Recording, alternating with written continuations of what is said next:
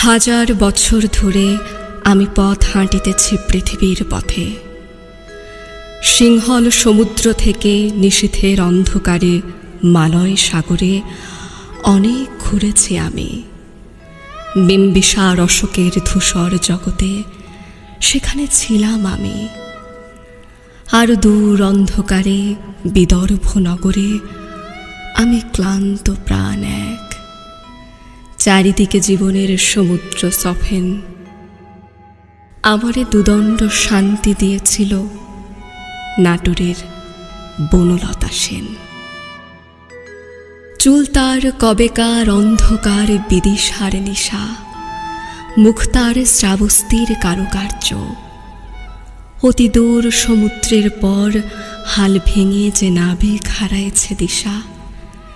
সবুজ ঘাসের দেশ যখন সে চোখে দেখে দারুচিনি দ্বীপের ভেতর, তেমনি দেখেছি তারে অন্ধকারে। বলেছে সে, এতদিন কোথায় ছিলেন?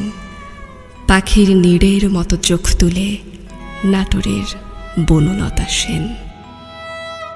সমস্ত দিনের শেষে শিশিরের শব্দের মতন সন্ধ্যা আসে। ডানার রৌদ্রের গন্ধ মুছে ফেলে চিল।